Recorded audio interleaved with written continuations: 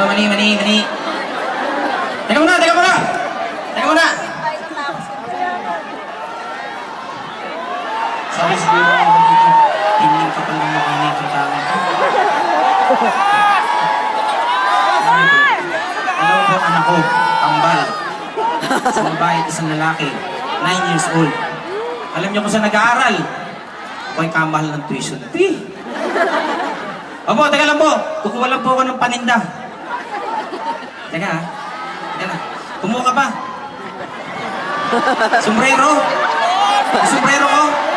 Speaking of my sombrero, gusto kong magpasalamat sa Bigger and Baddest. Yan, sa sapatos! Teka. O sige kakanta ba tayo? Magbebenta na lang tayo dito.